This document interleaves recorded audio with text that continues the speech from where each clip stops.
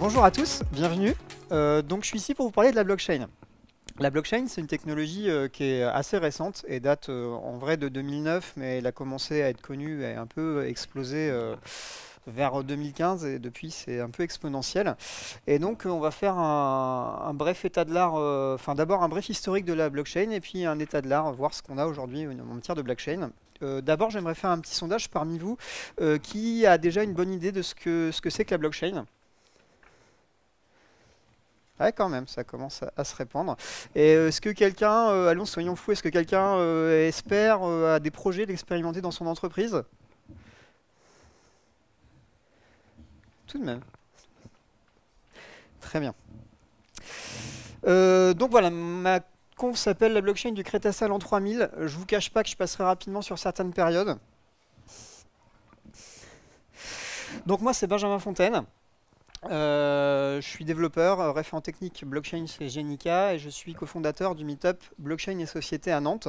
C'est un meetup au cours duquel on parle de différentes technologies, on fait du code sur la blockchain, on présente différentes Ethereum, la blockchain du Bitcoin. Et je vous invite à nous rejoindre. C'est des soirées très sympas, c'est une fois tous les mois et demi. Je suis employé par et habillé par Zenica.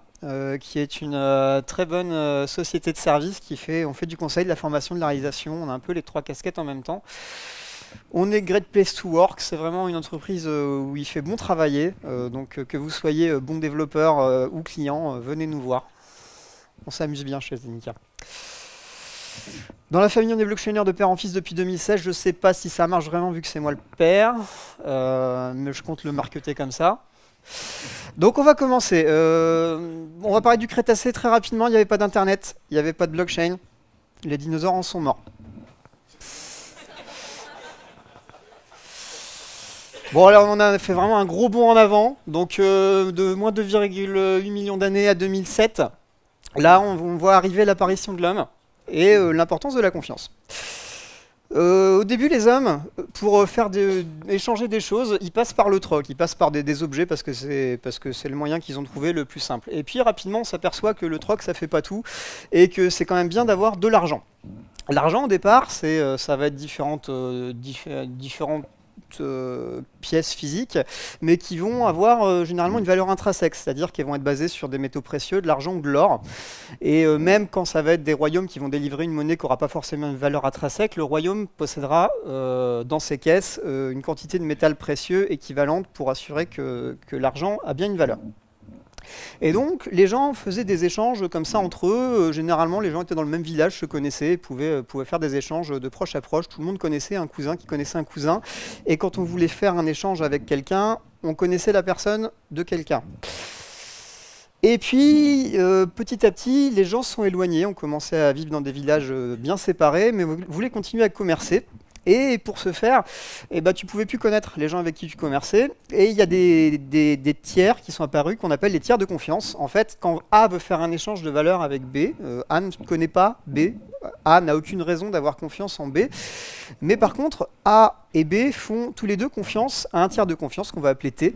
Et du coup, c'est par T qu'ils vont pouvoir mener à bien leurs échanges de valeurs. Donc les tiers de confiance, vous les connaissez tous actuellement, c'est les banques, c'est les assurances, c'est les États, c'est les plateformes de paiement. C'est tout ce qui nous permet, sans connaître des gens, de faire des opérations avec eux, d'échanger des valeurs. Et c'est ces tiers de confiance qui nous amènent à des choses un peu étranges qu'on a maintenant, qui sont par exemple nos pièces et nos billets, nos euros, qui n'ont, quand je vous tends un billet de 500 euros, vous êtes content parce que vous savez qu'il a une valeur. Par contre, intrinsèquement, le billet, c'est qu'un papier en fait. La valeur que vous accordez à cette monnaie, ça va être la confiance que vous avez dans le système, dans l'État, dans la banque, qui va vous garantir que votre billet aura toujours de la valeur l'année prochaine, dans 10 ans, les 500 euros ont de la valeur.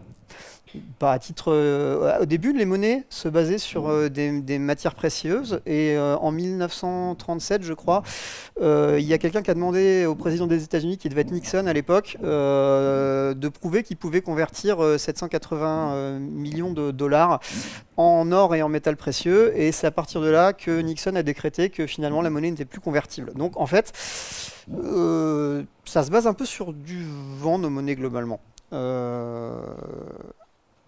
Et en 2017, les tiers de confiance se partaient plutôt bien. Et il y a eu quelque chose qui a fait beaucoup parler d'elle, la crise des subprimes. Je pourrais vous en parler des heures, mais j'y connais absolument rien, donc ça serait dommage. Quoi qu'il en soit, ça menait à une crise de confiance envers les investisseurs, envers le système financier, et in fine à une crise de la confiance envers ce vieux système un peu monolithique. Et à partir de là, il y a des gens qui ont commencé à se demander si on ne pouvait pas sortir de ce système-là et qu'on réfléchit à des possibilités de monnaie virtuelle. Une monnaie virtuelle, c'est un peu compliqué à implémenter. Il y a beaucoup de gens qui s'y sont cassés les dents. J'y viens. En 2008, il y a un individu du nom de Satoshi Nakamoto, quelqu'un qui est vraiment très entouré de mystères. C'est le ninja que je vous promettais dans le premier slide. Cet individu, on ne sait même pas si c'est un individu ou même un groupe d'individus. C'est une bonne question. On ne sait même pas s'il est vraiment japonais. Ça pourrait être le Satoshi Nakamoto de cette photo-là, qui est un statisticien japonais bien connu, mais qui a toujours nié être l'auteur du Bitcoin. Et il n'y a pas besoin de savoir lire la micro-expression pour voir que ça lui déplaît profondément qu'on pense à lui comme ça. Il y a Craig White, qui est un entrepreneur australien, qui l'année dernière a dit à tous les journalistes que c'était lui, l'auteur du Bitcoin, et qu'il pouvait le prouver. Et puis un mois après, il s'est rétracté en disant que finalement, non, il préférait l'anonymat. C'est un peu étrange. Mais on sait tous qu'il y a à peu près 120% de chances que ce soit plutôt Chuck Norris, qui l'a inventé 2 fois. Quoi qu'il en soit, il est toujours entouré d'une aura de mystère. Mais ce Satoshi Nakamoto, il a inventé la première monnaie virtuelle qui s'appelle le Bitcoin. Cette première monnaie n'a aucun avatar physique, elle ne se repose sur aucune valeur que celle de la confiance que lui accordent ses utilisateurs. Une de ses propriétés, c'est qu'elle est mondiale. On peut s'échanger le Bitcoin à travers le monde entier. Elle est complètement décentralisée. Il n'y a pas de banque, d'autorité centrale qui régule cette monnaie. C'est un protocole informatique qui décide de la manière dont elle est générée. Et personne ne peut générer de la monnaie comme il veut. Elle est anonyme, plus ou moins. Et initialement, en 2008, elle n'avait strictement aucune valeur. Bon, là je m'y mets alors. Qu'est-ce que c'est que la blockchain ? Là, c'est une petite aparté, on sort un peu de l'historique et puis je vais vous expliquer un petit peu comment ça se passe. La blockchain, c'est pas du tout le Bitcoin. Il y a un rapport entre les deux, évidemment, mais il faut complètement décorréler ça du Bitcoin. Il y a plein de blockchains maintenant qui n'ont rien à voir avec le Bitcoin. Une blockchain, qu'est-ce que c'est? C'est l'idée merveilleuse qu'a eu Satoshi Nakamoto derrière le Bitcoin et qui lui a permis d'implémenter sa monnaie virtuelle. C'est d'abord une base de données pair à pair, c'est-à-dire que les gens sont des nœuds dans un système, les utilisateurs de Bitcoin sont des nœuds dans un système informatique qui communiquent entre eux, ce qui va leur permettre de s'échanger de la monnaie directement. Deuxième propriété, c'est que cette base de données, elle est inviolable. Une fois qu'on a rentré des données dedans, des faits, des vérités, ces données deviennent de facto complètement verrouillées et personne ne peut rien y changer. Enfin, cette monnaie, elle est transparente. Quand tu es un client Bitcoin, tu as sur ton poste l'intégralité des transactions de tous les utilisateurs du Bitcoin. Et tu peux, si tu as envie, si tu as des longs dimanches, vérifier une à une chacune de ces transactions. Ça se veut un modèle économique complètement différent et complètement transparent. Vraiment une autre forme d'économie. Alors, une petite redite, mais qui est importante. C'est un protocole, la blockchain, et c'est composé de la base de données, c'est ce qu'on appelle le registre. Le registre, c'est une base de faits. Donc je dis faits parce que c'est assez large, parce que dans le cadre du Bitcoin, par exemple, ça va être des transactions qui sont stockées dans la Bitcoin, c'est-à-dire A va donner à B 2 Bitcoins, C va donner à D 5 Bitcoins. Et sur ce registre-là, il va y avoir l'intégralité des transactions depuis le démarrage de la blockchain du Bitcoin. Donc ça fait 117 gigas aujourd'hui. Autant dire qu'il faut avoir un peu de temps quand vous voulez démarrer à utiliser le Bitcoin. Mais il y a des blockchains maintenant qui stockent autre chose dans leur base de données, qui stockent du code, qui vont stocker des preuves de possession de documents, par exemple, qui vont pouvoir stocker des preuves d'achat immobilier. Il y a énormément d'usages. Tout ce qu'il faut retenir, c'est qu'une base, la base de données va stocker des choses qui vont être considérées comme des vérités par l'ensemble du réseau. Et donc cette base de faits, elle va être dupliquée chez tous les utilisateurs de la blockchain. Ils vont tous avoir le même état de données à un instant T. Alors la difficulté, quand on a une base de données comme ça qui est répartie sur toute la Terre, ça va être justement de s'assurer que les gens ont bien les mêmes données à un moment donné. Et donc, comment, qui va décider, vu que c'est décentralisé, de quelles données on va insérer et dans quel ordre? Parce que l'ordre des données a une importance. Quand A donne à B 5 bitcoins, il faut s'assurer que A ne va pas donner les 5 mêmes bitcoins à C, et donc il faut que la transaction soit stockée dans la blockchain et ordonnancée, datée, pour éviter que les gens fassent ce qu'on appelle la double dépense. L'idée géniale de Satoshi Nakamoto, ça a été de trouver un algorithme de consensus qui permet à tous les gens de se mettre d'accord de manière entièrement décentralisée. Il n'y a pas une personne qui dit c'est moi qui décide, c'est l'ensemble du réseau qui va décider de l'ordre des transactions. Et ça va donner vraiment un système qui est très sécurisé et fiable, parce qu'il y a eu des soucis dans le Bitcoin, il y a eu des vols de clés privées, des choses comme ça, mais jamais le protocole de base de la blockchain, cette base de faits et cet algorithme de consensus n'ont été mis à défaut depuis le démarrage du Bitcoin. Donc comment ça fonctionne une blockchain? En gros, il y a A qui va effectuer une transaction à B, je vais te donner un Bitcoin pour acheter une pizza. Et cette transaction, B va pas donner sa pizza tant que la transaction n'aura pas été insérée dans la blockchain, parce qu'il ne sait pas si a vraiment cet argent, etc. La transaction est valable que quand la transaction est intégrée dans la blockchain. Donc il y a des membres du réseau qui vont recevoir les transactions et qui vont les regrouper dans des blocs, et c'est ces blocs qui vont être mis les uns à la suite des autres dans la blockchain. Ils vont être complètement chaînés, c'est ce qui va faire la sécurité un peu de la chose.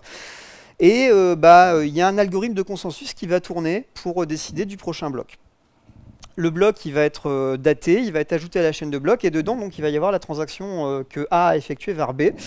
Et B va voir apparaître sur son téléphone le fait que la transaction est dans la blockchain et va pouvoir donner sa pizza à A. Donc c'est vraiment quelque chose de très schématique, j'ai pas le temps de rentrer dans les détails. Donc là je vais vous parler des algorithmes de consensus, de deux algorithmes les plus importants.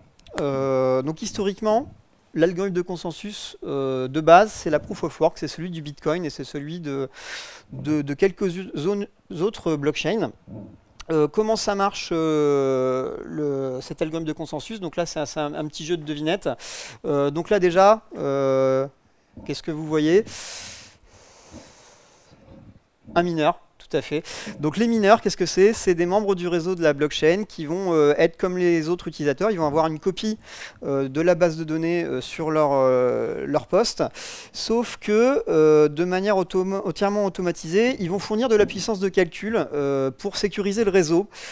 Et pour ce faire, ils vont essayer de valider des blocs, donc chacun en concurrence avec les autres. Il n'y en a qu'un seul qui gagnera.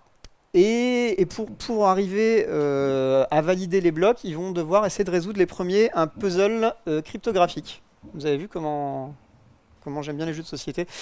Et donc, globalement, ça va être de la puissance de calcul, de la force brute qui va permettre à un mineur, toutes les 10 minutes dans le cadre du Bitcoin, d'arriver à résoudre le problème cryptographique, et il aura gagné le droit de mettre son bloc dans la blockchain. Donc, cette proof of work, c'est un algorithme de consensus qui a quelques avantages. Il a vraiment un bon niveau de sécurité parce que c'est très coûteux et que ça coûte d'autant d'argent de s'attaquer à la sécurité du réseau Bitcoin. Par contre, il a des inconvénients. C'est extrêmement peu écolo en termes d'énergie. La blockchain du Bitcoin a consommé en 2015 l'équivalent de la conso électrique de l'Irlande. Et en hardware, ça nécessite des fermes de mineurs. Donc les mineurs, ça va être des machines spécialisées dédiées à faire des haches, en fait. Donc vraiment, c'est quelque chose de très très spécialisé. Il y a des grandes fermes d'immeubles en Chine qui vont contenir ces machines-là, qui vont brûler du charbon. C'est un des désastre environnemental. Il en ressort aussi que c'est cher, cet algorithme de consensus, parce que ça coûte de l'énergie et du hardware, et que le minage tend à se centraliser, encore une fois, parce qu'il y a beaucoup de fermes en Chine, et qu'en Chine, l'énergie coûte bien moins cher, parce qu'on peut cramer du charbon. Voilà. Donc, les gens reviennent un peu sur de cette proof of work et essaient de chercher depuis pas mal de temps des alternatives. Et celle qui émerge actuellement, c'est ce qu'on appelle la preuve d'enjeu, la proof of stake. Donc, comment marche cette preuve d'enjeu? On n'appelle plus les mineurs des validateurs, mais c'est un peu pareil. Il y a des gens qui ont de l'argent. En fait, quand tu as une blockchain, généralement, tu as une crypto-monnaie qui vont avec, et ils vont mettre une certaine somme, séquestrer une certaine somme de crypto-monnaie sur cette blockchain. Et en fait, les validateurs, les gens qui vont avoir le droit de miner les blocs, vont être choisis de manière déterministe en fonction de la somme qu'ils ont séquestrée dans leur dépôt, dans leur stake. Si j'ai déposé 10% de somme totale de la monnaie, j'aurai 10% de chance de voter pour le prochain bloc. Une fois qu'on a validé un bloc, évidemment, on est interdit de validation sur la fois d'après pour éviter que ce soit toujours les mêmes personnes qui valident. Donc les avantages de ce système-là, c'est que déjà c'est jusqu'à 1000 fois moins énergivore, c'est quand même assez intéressant, et que c'est moins risqué, il y a moins de risque de centralisation. Par contre, c'est un peu en work in progress encore, et il y a certaines attaques comme le Nothing at Stake, que j'ai pas le temps de détailler là, mais voilà, ce qu'il faut retenir, c'est que les gens planchent encore sur comment faire pour que ce soit aussi sécurisé que la proof of work, parce que mathématiquement, c'est vraiment pas évident. Et dans ce système-là, c'est un peu, plus tu es riche, plus tu t'enrichis. Plus tu as d'argent à la base, plus tu as de chances de miner des blocs, et plus tu vas récupérer de l'argent à partir des transactions que tu vas miner. Donc voilà pour les deux principaux algorithmes de consensus, à savoir qu'il y en a sûrement il y a une dizaine d'autres qui sont un peu moins visités. Ok, alors là je vous ai décrit un peu ce que c'était qu'une blockchain. Maintenant je vais vous décrire à quoi ça sert. On a parlé des tiers de confiance tout à l'heure, les gens qui s'interfacent entre deux personnes pour leur permettre de faire des échanges. Et bah avec la blockchain, ces tiers de confiance-là ils disparaissent finalement. Ils vont être remplacés par quelque chose d'automatisé. Les avantages de ce genre de tiers de confiance, c'est que déjà, c'est beaucoup plus rapide. Actuellement, si vous voulez faire un virement avec le système bancaire traditionnel d'Europe en Afrique, ça va vous mettre de 7 à 8 jours pour être validé et pour que votre copain africain reçoive l'argent. Avec la blockchain du Bitcoin, ça prend 1 heure. Et encore, il y a des systèmes à l'étude pour raccourcir ce temps à quelques secondes. Donc ça n'a vraiment pas de comparaison en termes de rapidité. C'est incorruptible. Le système bancaire actuel a ses limites. Une blockchain, tout le monde est au courant des règles, tout le monde peut vérifier ce que fait tout le monde, donc il n'y a pas moyen de tricher. Et c'est bien moins cher parce qu'il n'y a pas d'infrastructure, il n'y a pas de coût humain à gérer toutes les transactions, et du coup ça permet de sabrer les coûts. Donc la blockchain, ça a très rapidement interpellé les banques. Pour les banques, ça peut être un véritable tsunami. Les banques, elles ont tout à perdre à ne pas s'intéresser à la blockchain parce que dans la philosophie du Bitcoin, c'est quelque chose qui a quand même été créé pour remplacer le système traditionnel, le système économique traditionnel et ses agents qui sont les banques. En même temps, il y a un rapport qui est sorti en 2014 de la Santander Banks qui disait que si les banques arrivaient à changer leur système interne de transactions et remplacer ça par des choses basées sur une blockchain, ils pouvaient faire des économies de l'ordre de 15 à 20 milliards de dollars par an. Donc ça peut vraiment être banco pour elles s'ils arrivent à s'approprier cette technologie. Et très tôt, les banques se sont réunies pour créer le consortium R3SEV, qui est un grand rassemblement des plus grandes banques mondiales, et elles injectent énormément d'argent, c'est des millions, tous les ans en R&D pour arriver à craquer leur cas d'utilisation sur la blockchain. La blockchain, ça ne va pas impacter que les banques, ça va aussi impacter les assureurs, parce que les assureurs, c'est aussi des tiers de confiance. Il y a des projets qui se créent comme Timbrella, qui vont mettre en relation directement des assurés en commun, genre des gens qui font du skateboard. Ils vont fonder un groupe d'assurés sur le skateboard, ils vont chacun verser une cotisation d'assurance sur leur pratique du skate, et dès qu'il y en aura un qui aura un accident de skate, et ben, il déclarera son sinistre en ligne, et puis c'est les autres membres du réseau qui vont voter pour savoir si on le rembourse et de combien. Et donc c'est quelque chose qui se fait directement d'utilisateur à utilisateur. Alors, vous allez me dire qu'il y aura très probablement des soucis de valider les sinistres, etc. Et je suis bien d'accord. La blockchain apporte beaucoup de choses, mais il y a encore plein de points à craquer. Mais la piste des assurances est très très explorée actuellement. Au niveau de la démocratie, ça peut changer aussi énormément de choses. Il y a un site qui s'appelle Follow My Vote, qui est actuellement en production, qui fonctionne, et qui permettrait d'organiser par exemple des élections à un coût 10 fois inférieur, si je me base sur les coûts des élections en France, parce que tout se passe en ligne, et via une blockchain. Il n'y a pas besoin de bureau de vote, il n'y a pas besoin de retenir des gens pour faire dépouiller les scrutins. Ça a aussi un avantage assez certain, c'est qu'on peut suivre en temps réel les résultats des élections. Le vote y est anonyme, mais unique. On ne peut pas voter 2 fois. Et on peut changer son vote en cours d'élection, ce qui, cumulé avec le suivi en temps réel des résultats, permet par exemple de voir que « Ah mon Dieu, j'ai voté le candidat d'extrême gauche il y a 3 heures, et puis je viens de voir que là, il avait vraiment aucune chance de gagner. Bah, je peux changer mon vote pour aller voter sur un candidat que je veux plus voir gagner. » Donc ça éviterait d'avoir un deuxième tour éventuellement. Donc ça aurait l'avantage de peut-être rendre ça plus sympa pour les jeunes. Donc au niveau démocratie, il y a pas mal de choses à faire dessus. Donc voilà, sur les cas d'usage globaux, je vous parlerai un petit peu d'applications plus spécifiques vers la fin. Maintenant, je vais reprendre un peu le fil de mon histoire. On est resté en 2008 à l'invention du Bitcoin, qui pour l'instant n'a aucune valeur. Et puis, le 22 mai 2010, il y a un geek, parce qu'il n'y a que des geeks qui utilisent le Bitcoin en 2010, qui dit « J'ai faim, je voudrais des pizzas, je suis prêt à donner 10 000 Bitcoins pour 2 pizzas. » Et c'est la première transaction commerciale en Bitcoin. Le 9 février 2011, ces 2 pizzas elles valent 10 000 $, parce que le Bitcoin a atteint la parité avec le dollar. Au début, il n'avait vraiment aucune valeur, c'était un pouillème de dollars. Là, il commence à avoir une petite valeur, une valeur certaine. Le pizzaiolo est déjà assez content. De 2011 à 2014, on voit apparaître les premiers altcoins. Qu'est-ce que c'est qu'un altcoin? Eh ben, c'est un fork de la blockchain du Bitcoin, généralement. Comme le Namecoin, qui va être basé vraiment sur le même principe, sauf qu'en plus il va permettre de réserver des noms DNS.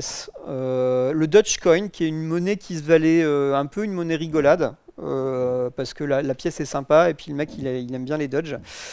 Et en fait cette monnaie rigolote, elle est actuellement valorisée à 440 millions d'euros. Il y a Peercoin, qui est un autre altcoin. Et donc, il y a des tas d'altcoins qui se sont lancés et ils ont commencé à voir que la blockchain, ça pouvait avoir d'autres usages que des pures transactions monétaires. Et il y a des développeurs qui commençaient à explorer différentes possibilités, différents cas d'usage. Et puis, en 2014, il y a un développeur canadien du nom de Vitalik Buterin qui s'est dit ok, c'est quand même un peu pénible de tout le temps coder sur des cas qui ne sont pas prévus pour, parce que le Bitcoin, c'est quand même prévu pour faire des transactions, et là, on commence à faire des trucs bizarres. Moi, j'aimerais bien avoir une blockchain qui me permette d'ouvrir des tas de possibilités aux développeurs et qui me permette de coder, en fait. Donc, il lance ce projet-là, il fait un Kickstarter, il récolte 18 millions de $. Et on voit apparaître Ethereum. Ethereum, c'est une sorte de blockchain V2 qui introduit le concept de contrat intelligent. Qu'est-ce que c'est qu'un contrat intelligent? Bah déjà, dans un premier temps, c'est du code. Ce code-là, il va être mis dans une blockchain, donc il va être gravé dans le marbre. Ce code, qu'est-ce qu'il va faire? Bah, comme un contrat normal, il va lier entre eux différents contractants, et il va les lier avec un ensemble de clauses et de règles, comme un contrat normal en fait, sauf que c'est ce smart contract lui-même qui va se charger de s'exécuter d'un bout à l'autre et qui va appliquer ses règles et ses clauses en fonction des événements qui arrivent. Et ça, sans permettre d'intervention humaine. C'est très important. Le smart contract, il est dans la blockchain, il est autonome, vous le laissez tranquille, il fait son boulot tel qu'on l'a codé. Par exemple, qu'est-ce qu'on peut faire d'un smart contract? On peut mettre en place une assurance sécheresse assez facilement. En gros, il y a un agriculteur qui a un champ et qui veut s'assurer sur des soucis météorologiques. Il passe un contrat avec un assureur qui a un smart contract dans la blockchain et il verse tous les mois une indemnité pour s'abonner à une assurance sécheresse. Tous les jours, ce smart contract, il va recevoir des informations sur le temps d'un site fiable. Et si au bout de 30 jours, il n'a pas plu, eh bien automatiquement, la somme va se débloquer du smart contract vers l'assuré, sans qu'il y ait besoin de faire pour l'assuré, de faire une quelconque déclaration de sinistre ou autre. C'est le smart contract qui a vu que la météo, effectivement, on est en sécheresse, donc il va verser automatiquement de l'argent à l'assuré. Et ça, si l'assureur voulait refuser de donner la somme à l'assuré, il ne pourrait pas, parce que le smart contract stipule que ça doit être fait comme ça. Donc pour l'instant, la blockchain, en 2015, jusqu'à 2015, faut avouer que c'est resté un truc plutôt de geek. Et puis, il y a un magazine très sérieux, The Economist, qui est destiné plutôt à des gens en cravate, qui a sorti sa première page sur la machine à confiance. Et du coup, il y a beaucoup de gens, beaucoup plus sérieux que les geeks, qui ont commencé à s'intéresser au sujet. Alors là, c'est un petit graphique Google Trends, je ne sais pas si vous connaissez, ça va vous donner la tendance de recherche de mots-clés. Et donc là, j'ai mis ça blockchain dans Google Trends et ça montre quand même qu'il y a une petite courbe exponentielle à partir de 2015. On voit que ça commence vraiment à intéresser les gens et les gens se disent, tiens, la blockchain, c'est peut-être pas que le Bitcoin. Et à partir de cet engouement initial, il y a beaucoup d'argent qui commence à arriver dans le domaine de la blockchain. Et donc, il y a beaucoup de projets qui peuvent se lancer, beaucoup d'équipes de développeurs qui peuvent lancer des idées. Et on a un système qui s'appelle l'ICO dans le domaine de la blockchain, qui est un Kickstarter pour les technologies blockchain. C'est du financement participatif. Et en fait, les gens qui ont une idée vont vendre cette idée à des investisseurs et vont leur donner en échange un certain nombre de pièces de leur crypto-monnaie, parce que généralement quand tu as une idée dans une blockchain, tu vas sortir une blockchain qui aura sa crypto-monnaie, et là tu dis, si tu investis dans ma monnaie, je te donne un certain nombre de pièces. Et donc actuellement, dans le domaine de la blockchain, tu as une idée sympa, tu fais un white paper, tu fais un joli site web, et tu récupères très vite une tonne d'argent. À titre d'exemple, en 2013, il y a eu la première des ICO qui était Mastercoin, qui était un espèce de fork du Bitcoin, qui a levé 5000 Bitcoins en un mois. Donc ça faisait 100 000 $. Ethereum a levé 18 millions en 3 semaines. C'était déjà une petite amélioration. Il y a The DAO, qui est un gros projet Ethereum qui a un peu craché, qui a levé 150 millions d'euros en un mois. On voit quand même que ça commence à devenir intéressant. Dernièrement, en mars, il y a une blockchain chinoise qui s'est lancée, la blockchain de Chine, qui a levé en 3 jours 15 millions d'euros. Ça commence à être rapide. En avril, on a Gnosis, qui est un marché prédictif, j'en parlerai après, qui a levé 1,5 million d'euros avec des Ethers. On voit qu'au début, c'était que des contributions en Bitcoin, mais maintenant, c'est différentes crypto-monnaies qui peuvent permettre de contribuer. Et Gnosis, ils ont mis 10 minutes à récolter leurs 125 millions d'euros. La semaine dernière, il y a une monnaie qui s'appelle le Basic Attention Token, qui est quelque chose qui est lié avec un navigateur publicitaire Brave de la fondation Mozilla, je ne sais pas si vous connaissez. Bref,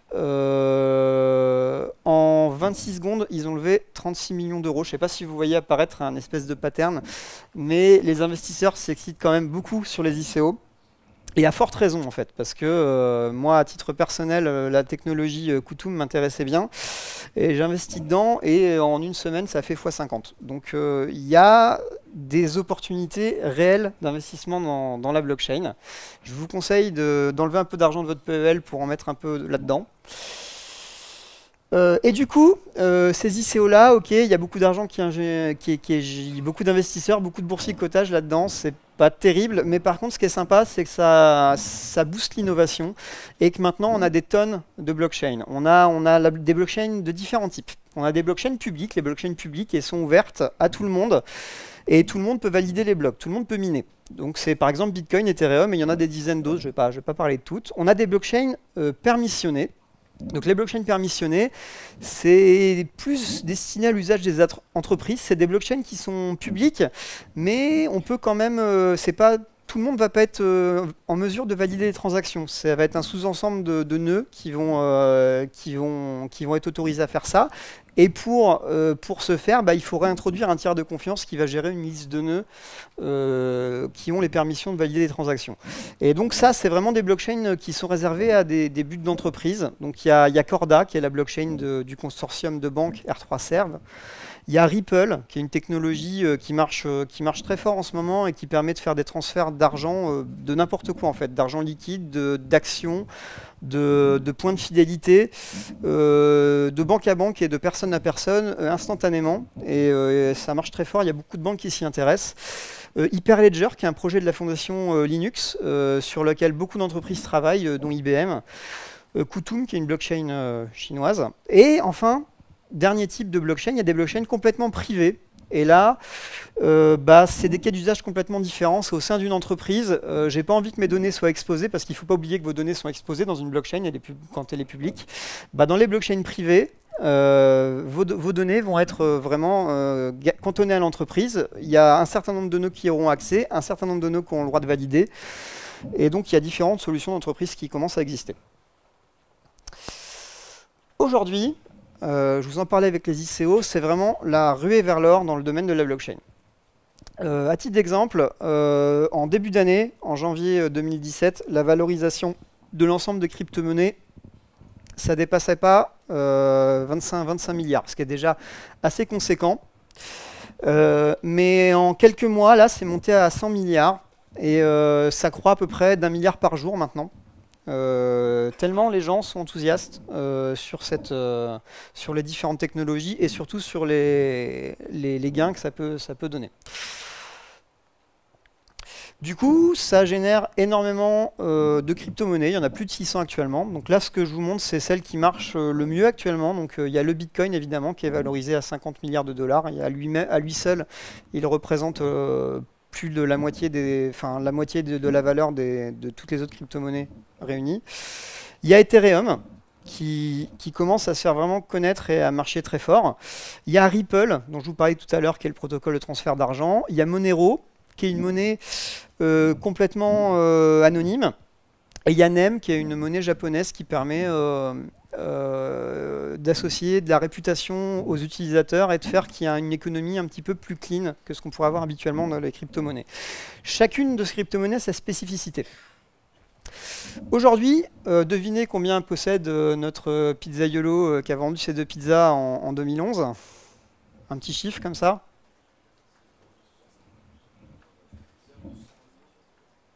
Combien? Un peu moins quand même. 25 millions. C'est déjà pas mal pour 2 pizzas. Alors, tout ça c'est bien beau, mais qu'est-ce qui s'y passe en termes de techno et qu'est-ce qu'on peut voir actuellement comme projet prometteur dans la blockchain? Il y a des réseaux sociaux qui naissent avec la blockchain, des réseaux sociaux qui vont être incensurables, comme Akasha, qui promet à ses utilisateurs que tous tes tweets, tout ton texte sera dans une blockchain et personne ne pourra y toucher. Il y a Uport. Uport, c'est quelque chose qui va te permettre, oui attention, c'est bien un T, qui va permettre de gérer ton identité en ligne. Ça, c'est quelque chose qui commence à prendre beaucoup dans ce domaine-là. Et en fait, ce type de technologie, ça va nous rendre un peu le contrôle de nos données. Actuellement, on a nos données personnelles qui transitent chez tous les gros géants du web, Google, Yahoo, et ils les commercialisent ces données à leurs propres fins, ils les donnent à des fins publicitaires. Avec Uport, en fait, Uport se veut un point d'entrée sur la blockchain où tu stockes tes données personnelles. C'est toi qui vas autoriser les partenaires à accéder ou pas à tes données. Donc tu as vraiment le contrôle total de tes données que tu stockes dans Uport. Et ça, il y a beaucoup de gens qui se lancent sur ce créneau-là, et c'est quelque chose qui est vu comme très très prometteur dans le milieu. Il y a les marchés prédictifs. Alors ça, j'attends de voir ce que ça donne, mais les investisseurs y croient énormément. Qu'est-ce que c'est qu'un marché prédictif? C'est, je vais faire des paris sur le futur, on espère arriver à prédire des événements futurs sur la base de la sagesse populaire. Du coup, ça marche comment? Il y a quelqu'un qui va mettre en ligne une question. Est-ce que Donald Trump va être président des États-Unis? Et il y a des gens qui vont pouvoir être en mesure de parier sur cette question-là en disant ben non, bien sûr que non, il n'a aucune chance d'être président des États-Unis. Et en fonction du nombre de gens qui vont voter et de la réputation de chacun des gens, parce que chacun des parieurs va conserver une réputation, et les gens de Augure et Gnosis espèrent avoir une idée à peu près fiable de qu'est-ce qui va vraiment se produire, est-ce qu'il va gagner ou pas, en fonction du nombre de votants, un nombre de parieurs. Donc ça va attirer les gens parce qu'il y a moyen de se faire de l'argent avec des paris, et ça va permettre de donner de l'information. À voir si cette information-là sera fiable. Et il y a déjà des trucs en production. Il y a quelque chose qui s'appelle Stampery, qui est quelque chose qui va vous permettre de certifier vos documents Word. C'est un plugin Microsoft Word, et une fois que vous avez fait votre document, vous pouvez l'envoyer dans une blockchain, et il y aura un tampon, comme quoi c'est vous qui l'avez fait à telle date. Ok. Il y a Ujo Music, ça c'est quelque chose qui va faire des DRM, et ce qui est sympa, c'est que ça milite pour une plus juste redistribution des gains vers les artistes. Là on va complètement remplacer les maisons de disques, donc les artistes vont vraiment recevoir, que ce soit des paroliers, des compositeurs, des chanteurs, ils vont recevoir une part juste à chaque fois que quelqu'un va télécharger un morceau de musique sur la blockchain. EtherRisk, c'est une assurance décentralisée qui fait pas mal de produits assez simples. Par exemple, des remboursements en cas de retard de vol. Ils ont fait des études, ils ont vu que 70% des gens qui prenaient un avion et qui avaient un retard de vol, même s'ils avaient une assurance, ne réclamaient pas forcément leur remboursement. Avec EtherRisk, tu souscris un smart contract d'assurance de retard de vol, et systématiquement, sans que tu aies rien à faire, si le vol est en retard, tu es remboursé. Il y a Steemit, qui est un réseau social. Donc ça, c'est un outil qui permet de générer du contenu comme un médium, etc. Et ça va rémunérer les gens en fonction de l'appréciation de leurs articles. Donc aujourd'hui, la blockchain, il y a vraiment beaucoup de choses qui se font, mais il y a encore pas mal de sécurité, de défis à relever. En premier lieu, il y a la sécurisation des clés privées, parce que les blockchains, ça fonctionne en mode clé privée, clé publique. Et il y a beaucoup de gens qui sont piqués leurs clés privées ou qui perdent leurs clés privées. Et quand c'est comme ça, tu perds l'intégralité de tes placements sur les blockchains. C'est un peu une catastrophe, et tu n'as pas de service après-vente sur une blockchain. Le service après-vente, d'ailleurs, ça m'amène à la gouvernance. Une blockchain... pour changer quelque chose dans une blockchain, il faut que les mineurs se mettent d'accord entre eux. Et ça, c'est quelque chose de très compliqué actuellement. Il y a eu des problèmes sur Ethereum, il y a des problèmes sur le Bitcoin, et il y a des tractations sans fin, et les gens mettent des mois et des mois à se mettre d'accord. Il n'y a pas vraiment de méthode de gouvernance claire de la blockchain. Problème de scalabilité. Le mois dernier, il y a 200 000 transactions qui ont été bloquées sur le réseau Bitcoin en attente de validation des mineurs. Elles y sont restées pendant des semaines. Les mineurs ont augmenté drôlement leurs frais de transaction, au point que des fois, il ne fallait pas les payer 10 $ pour que ta transaction puisse passer rapidement. Et donc le blockchain, la Bitcoin n'est pas fait pour être scalable. Et il y a beaucoup de gens qui bossent sur il y a déjà des solutions qui permettent de traiter beaucoup plus de transactions, mais ça reste une problématique de la blockchain. Il y a la volatilité des crypto-monnaies. Pour que ce soit pris au sérieux par les gens, faut que les cours arrivent à se stabiliser un peu, ce qui n'est pas du tout le cas actuellement. Il y a des aspects légaux, parce qu'actuellement, même si tu stockes des documents, un testament dans une blockchain, il n'y a rien qui dit que ça aura une valeur légale, c'est pas reconnu du tout. Et il y a aussi la problématique de l'adoption des utilisateurs. La grand-mère de Charlotte qui a fait la conf tout à l'heure, je pense que ça va être aussi compliqué de lui expliquer le principe de la blockchain et de l'amener à générer une clé privée, une clé publique. C'est quelque chose d'un peu velu pour Madame Michu. Tout ça pour dire que En premier lieu, ce qui fait marcher les blockchains actuellement, c'est la confiance qu'elles génèrent, le fait que c'est quand même un écosystème qui fonctionne plutôt bien malgré quelques petits chaos, et que tant qu'il y aura de la confiance, et plus il y aura de confiance, plus cette technologie décollera. Dans les années à venir, donc actuellement la blockchain, ça reste vraiment quelque chose de tout neuf. C'est une petite pousse qui commence déjà à grandir, hein, et qui va s'attaquer à nos banques, qui va s'attaquer à nos assurances, qui menace de remplacer pas mal de choses, qui pourrait peut-être même changer complètement notre manière de penser la démocratie. On pourrait imaginer qu'il y ait des smart contracts qui régissent les contrats de nos élus. Par exemple, on n'est plus élu sur un programme qui est un peu du vent, mais on pourrait être élu sur la base d'un smart contract dans lequel tu tiendrais des promesses et il y aurait une certaine somme liée à cette promesse, ça serait ton salaire d'élu. Et si tu la tiens, tu gagnes cette somme. À la fin de ton contrat, les gens votent pour déterminer si tu as mérité de gagner cette somme ou pas. Et si tu ne la tiens pas, tu n'as rien. Bon, ça m'étonnerait que ça passe à l'Assemblée nationale, ce genre de réforme. Mais on peut toujours l'espérer. Il y a des choses qui se créent au niveau de la gestion d'entreprise. Il y a des blockchains qui vont permettre, à coup d'ensemble de smart contracts, de simuler des gestions d'entreprise avec employer des gens, virer des gens et embaucher des prestations. Et enfin, il y a vraiment moyen de changer drastiquement notre modèle économique actuel sur la base de crypto-monnaies, qui sont vraiment des moyens de paiement beaucoup plus simples et beaucoup moins encombrants et moins sujets à la magouille, en fait. Donc voilà pour la présentation de la blockchain. J'espère que je vous ai donné envie de vous intéresser un petit peu au sujet. Donc oui, Landgrace 2300, j'en parle pas trop parce que on aura été remplacé par des chats, des robots, des IA. Il y a peu de chances qu'on soit encore là et ça sera complètement deprecated. Donc si vous avez des questions, je vous invite à me les poser dehors pour pas gêner le prochain speaker. Je vous invite à donner votre feedback sur cette présentation, sur le lien à gauche. Et si le sujet vous intéresse, je vous invite à nous rejoindre une fois par mois à peu près autour de bière et de pizza pour discuter des sujets autour de la blockchain. Merci de votre attention. Bonne journée à tous.